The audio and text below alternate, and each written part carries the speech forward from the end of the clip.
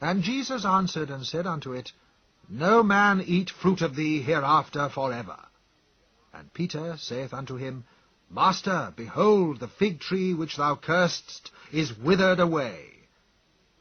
This is a very curious story, because it was not the right time of year for figs, and you really could not blame the tree.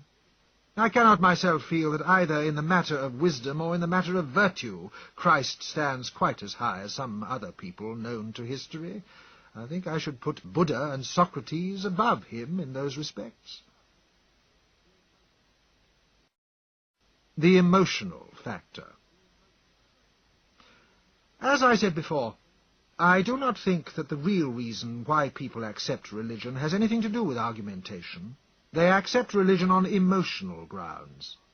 One is often told that it is a very wrong thing to attack religion, because religion makes men virtuous. So I am told. I have not noticed it. You know, of course, the parody of that argument in Samuel Butler's book, Erewhon Revisited. You will remember that in Erewhon there is a certain Higgs who arrives in a remote country, and after spending some time there, he escapes from that country in a balloon. 20 years later he comes back to that country and finds a new religion in which he is worshipped under the name of the Sun Child, and it is said that he ascended into heaven. He finds that the Feast of the Ascension is about to be celebrated, and he hears Professors Hankey and Pankey say to each other that they never set eyes on the man Higgs, and they hope they never will. But they are the high priests of the religion of the Sun Child. He is very indignant. He comes up to them and he says, I'm going to expose all this humbug and tell the people of Erewhon that it was only I, the man Higgs, and I went up in a balloon. He was told, You must not do that, because all the morals of this country are bound round this myth, and if they once know that you did not ascend into heaven, they will all become wicked. And so he is persuaded of that, and he goes quietly away. That is the idea, that we should all be wicked if we did not hold to the Christian religion. It seems to me that the people who have held to it have been for the most part extremely wicked. You find this curious fact, that the more intense has been the religion of any period, and the more profound has been the dogmatic belief, the greater has been the cruelty, and the worse has been the state of affairs. In the so-called ages of faith, when men really did believe the Christian religion in all its completeness, there was the Inquisition with its tortures. There were millions of unfortunate women burned as witches, and there was every kind of cruelty practiced upon all sorts of people in the name of religion. You find, as you look around the world, that every single bit of progress in humane feeling, every improvement in the criminal law, every step toward the diminution of war, every step toward better treatment of the colored races, or every mitigation of slavery, every moral progress that there has been in the world, has been consistently opposed by the organized churches of the world. I say quite deliberately that the Christian religion, as organized in its churches, has been and still is the principal enemy of moral progress in the world. How the churches have retarded progress. You may think that I am going too far when I say that that is still so. I do not think that I am. Take one fact. You will bear with me if I mention it. It is not a pleasant fact, but the churches compel one to mention facts that are not pleasant. Supposing that in this world that we live in today, an inexperienced girl is married to a syphilitic man. In that case, the Catholic Church says, this is an indissoluble sacrament. You must stay together for life. And no steps of any sort must be taken by that woman to prevent herself from giving birth to syphilitic children. That is what the Catholic Church says. I say that that is fiendish cruelty, and nobody whose natural sympathies have not been warped by dogma, or whose moral nature was not absolutely dead to all sense of suffering, could maintain that it is right and proper that that state of things should continue. That is only an example. There are a great many ways in which at the present moment the Church, by its insistence upon what it chooses to call morality, inflicts upon all sorts of people undeserved and unnecessary suffering.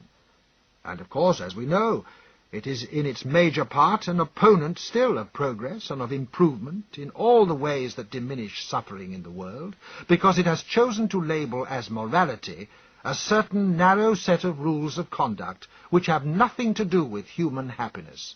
And when you say that this or that ought to be done because it would make for human happiness, they think that has nothing to do with the matter at all. What has human happiness to do with morals? The object of morals is not to make people happy. Fear, the foundation of religion. Religion is based, I think, primarily and mainly upon fear. It is partly the terror of the unknown, and partly, as I have said, the wish to feel that you have a kind of elder brother who will stand by you in all your troubles and disputes.